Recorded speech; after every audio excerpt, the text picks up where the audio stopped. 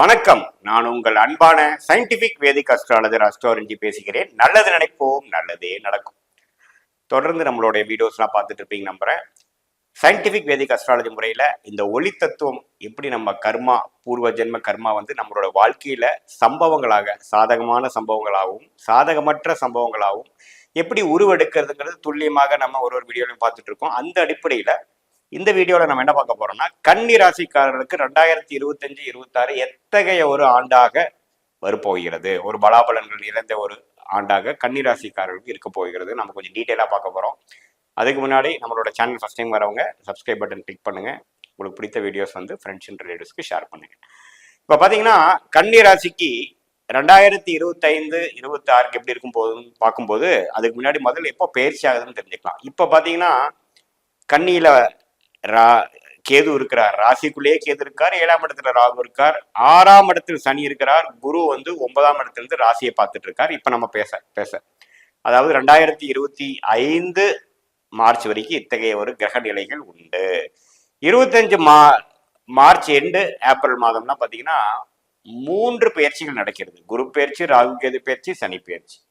So அத்தகைய ஒரு நல்ல தாக்கத்தை கொடுக்கக்கூடிய பயிற்சிகள் வந்து கன்னிராசிக்கு எப்படி ஒரு பலாபலங்களை மாற்றி கொடுக்க போகுது, எப்படி உங்க வாழ்க்கையை மாறப்போகுது, எது மாதிரி விஷயங்கள் உங்களுக்கு அதிகமாக ட்ரெண்டு மாறப்போகுதுன்னு பார்க்கும் பொழுது, சனி வந்து உங்களுக்கு 6ஆம் இடத்துல இருந்து கொஞ்சம் குளிர் காஞ்சிட்டு இருந்த கன்னிராசிக்காரர்கள், அதாவது பெரிய பிரச்சனைகள் இல்லாமல், வம்பு வழக்குகள் இல்லாமல், தொல்லைகள் இல்லாமல் இருந்தவர்களுக்கு 7ஆம் இடம் என்று சொல்லப்படுகிற கேந்திரம், ஒரு மெயினான ஏரியாவுக்கு, ஒரு முக்கியமான ஒரு கேந்திர பாவத்துக்கு போகிறார். யாரு? சனி பகவான். சோ 7ஆம் இடம் என்று சொல்லப்படுகிற பாவம் என்ன? பங்குதாரர்கள், நண்பர்கள், உங்களுடைய கிளையன்ஸ், கொலீக்ஸ், அது மாணவர்களா இருந்தாலும் சரி, அவங்களோட சுத்தி இருக்கக்கூடிய சூழ்நிலை, நண்பர்கள், அவங்க குரூப்பு, அவங்க கிளாஸ்மேட்ஸ், அது எல்லாம் குறிக்கக்கூடியது 7ஆம் இடம். அதே சமயத்துல கல்யாணம் செய்தோம்னா ஆணுக்கு பெண்ணும், பெண்ணுக்கும் ஆணும், அதாவது மனைவிக்கு கணவன், கணவனுக்கு மனைவியும் 7ஆம் இடத்தை குறிக்குது. ஸோ இந்த முக்கியமான பாவம், வாழ்க்கையில நம்ம யாரை சந்திக்கிறோம், அன்றாட வாழ்க்கையில கவனிக்கக்கூடிய அந்த நபர் 7ஆம் இடத்துல சனி பகவான் போகிறார். பட் குருவோட வீட்டுக்குள்ளதான் போறார். 7ஆம் இடம் வந்து நம்ம தவறான வீடு இல்லை. சரி, 7ஆம் வீட்டுல இது வரைக்கும் ராகு இருந்து திருமண தடைகள், பிரச்சனைகள், வம்பு வழக்குகள்லாம் கொடுத்துட்டு இருந்தவர் 6ஆம் இடத்துக்கு வருகிறார். ஸோ அந்த அமைப்பு பாத்தீங்கன்னா 6ல ராகு, 12ல கேது அப்படிங்கிற ஒரு அமைப்பு எப்படி மாதிரி ஒரு விஷயத்தை கொடுக்கும்னா, சனி 6ல இருந்து 7க்கு போயிட்டார், ராகு 7ல இருந்து 6க்கு வந்திருக்கிறார். ரெண்டுமே பாவகரங்க தான். பட் இருந்தாலும் வித்தியாசங்கள் வரும். எப்படின்னா, உங்களுக்கு வந்து 7ஆம் இடத்துல ராகு இருக்கிறது ரொம்ப நல்ல விஷயம். சில கடன், நோய், வம்பு வழக்குலாம் கொஞ்சம் குறையும். சனி எப்படி கொஞ்சம் கண்ட்ரோல் பண்ணி வச்சிருந்தாரோ அதே மாதிரி விஷயங்கள் கொடுக்கும்.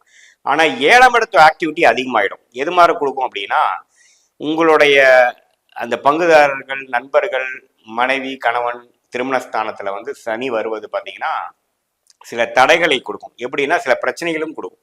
கொஞ்சம் கவனமாக நீங்க வந்து சிலது கையாள வேண்டும். ஏன்னா கேது 12ஆம் இடத்துக்கு வந்துட்டார். குரு பாத்தீங்கன்னா 9ஆம் இடத்துல இருக்க குரு ராசியை பார்க்காம 10ஆம் இடத்துக்கு வந்து 2ஆம் இடத்துக்கு வராரு. ஸோ குடும்பத்தை அமைச்சு கொடுக்கக்கூடிய, கல்யாணத்தை அமைச்சு கொடுக்கக்கூடிய அமைப்பு இருக்கு. ஆனா அந்த சனி 7ஆம் இடத்துக்கு வர்றது பாத்தீங்கன்னா முதல் ஒரு வருஷத்துக்கு அவ்வளோ அந்யோன்யமும் அவ்வளோ நல்ல ஒரு கனெக்டும் கொடுக்காமல் சில கருத்து வேறுபாடுகள், சில பிரச்சனைகள் கொடுப்பாரு. ஸோ அது மாதிரி ஒரு அமைப்பு கண்டிப்பாக உண்டு. பட் பொதுவாக பார்க்கும் பொழுது குரு ராசியை பார்க்காம குரு 2ஆம் இடத்தை பார்ப்பது பண விஷயத்துக்கு, பண போக்குவரத்துக்கு, பேச்சு மூலமா வேலை தொழில் செய்யறவங்களுக்கு எல்லாத்துக்குமே ஒரு நல்ல பலன் தான். அதுல வந்து மாற்றமே இல்லை. ஸோ அது பார்த்தீங்கன்னா 10ஆம் இடத்துல குரு வந்துட்டாரு, அது ஆச்சு இது ஆச்சுன்னு சில பேர் சொல்லுவாங்க. அதெல்லாம் பிரச்சனை இல்லைங்க. 10ஆம் இடத்துல குரு வந்து 2ஆம் இடத்தை பார்க்கிறார், 4ஆம் இடத்தை பார்க்கிறார், 6ஆம் இடத்தை பார்க்கிறார். ஸோ 4ஆம் இடத்தை பார்க்கும் பொழுது இடம் சம்மந்தப்பட்ட, வீடு சம்மந்தப்பட்ட, தாயார் சம்மந்தப்பட்டதுல நல்ல விஷயங்கள் பார்க்கலாம். ஏன்னா தன் வீட்டை தன்னே பார்க்கிறார் குரு. அது அருமையான அமைப்பு. அதே சமயத்துல 6ஆம் இடத்துல இருக்கக்கூடிய ராகுவ குரு பார்க்கறதுனால அந்த நம்ம பெரிய ஒரு 6ஆம் இடத்து வேலையை வந்து சாதகம் இல்லாத பலன்கள் செய்யாமல், கடனால கொஞ்சம் ஜெயிப்பது, கடன் மூலமாக கொஞ்சம் வாழ்க்கையில ஜெயிக்கக்கூடிய அமைப்பு, கொஞ்சம் லாபங்கள் செய்யக்கூடிய அமைப்பு, வெளிநாடு போகக்கூடிய அமைப்பு, அது மாதிரி விஷயம்லாம் கொஞ்சம் கொடுக்க தான் செய்யறாரு. ஸோ இது எப்படின்னா, எப்படி பார்க்க போறோம்னா, இந்த கன்னிராசிக்காரர்களுக்கு வந்து சில விஷயங்கள் பாசிட்டிவா நடந்து இன்னொரு சில விஷயம் முயற்சிகள் எடுக்கும்பொழுது அதுல சில தொய்வுகளும் சில முயற்சிகளுக்கு வந்து கொஞ்சம் உடனே பலன் வராமல் கொஞ்சம் இழுக்கக்கூடிய அமைப்புகள் இருக்கு. கூட்டி கழிச்சு பார்க்கும் பொழுது ஒரு நல்ல ஒரு பலாபலங்கள் நிறைந்த ஒரு ஆண்டுகளாக தான் கன்னிராசிக்கு வருது. இதுவரை ஒரு வருடமாக ராசிக்குள்ளேயே கேது இருந்து ராசியை விட்டு கேது விலகிறது அருமையான விஷயம். எப்பவுமே ராகு கேதுகள் வந்து ராசிக்குள்ள இருந்து விலகிறது மனக்குழப்பங்கள் குறையும், நம்ம என்ன டைரக்ஷனை போடுங்கிற ஒரு தெளிவு கிடைக்கும், கருத்து வேறுபாடுகள் இருக்கும், இன்டர்னல் கான்ஃபிளிக்ட்னு சொல்லுவோம். நம்ம மனசுக்குள்ளேயே நமக்கு சில முரண்பாடான எண்ணங்கள், நாம போகிறது கரெக்டா, டவுட்டு, செல்ஃப் டவுட், இது எல்லாமே நீங்கி ஒரு நேர்கோரான எண்ணங்களை போகக்கூடிய அமைப்பு கொடுக்க தான் செய்யுது. அந்த அமைப்புல கன்னிராசிக்காரர்களுக்கு இந்த சனிப்பயிற்சி, ராகு கேது பயிற்சி, குரு பயிற்சி நல்ல அமைப்பு கொடுக்குதுங்க. அதே சமயத்துல ஒரு குறிக்கோள் ஓரியன்டா ஒரு பண வசதியை பெருக்கிக்கிறது, ஒரு முயற்சி எடுக்கிறது எல்லாமே கைகூடக்கூடிய அமைப்புகள் உண்டு. மாணவர்களுக்கும் பார்த்தீங்கன்னா முதல்ல இருந்த கிளாரிட்டியோட இப்போ கொஞ்சம் பெட்டர் கிளாரிட்டி இருக்கும், ஃபோக்கஸ் இருக்கும், கான்சென்ட்ரேஷன் இருக்கும்.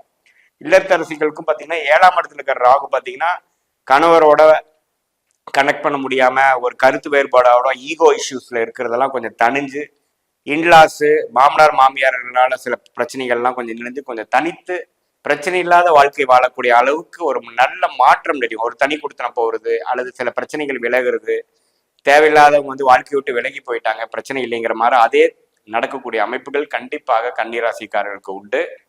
ஸோ கூட்டி கழிச்சு பார்க்கும்பொழுது ஒரு அருமையான ஒரு காலகட்டமாக 2023-24 கம்பேர் பண்றப்போ 25-26 ஃபார் பெட்டரா வரக்கூடிய அமைப்பு கன்னிராசிக்காரர்களுக்கு கண்டிப்பாக உண்டு. இது பொதுவான பலன்களை தவிர உங்களுடைய ஜென்ம ஜாதகத்துல எப்படி தசாபுத்தியில போயிட்டு இருக்கு வச்சு நம்ம துல்லியமான பலன்கள் எடுக்கலாம். மீண்டும் மற்றொரு காணொலியில் சந்திப்போம். நன்றி, வணக்கம்.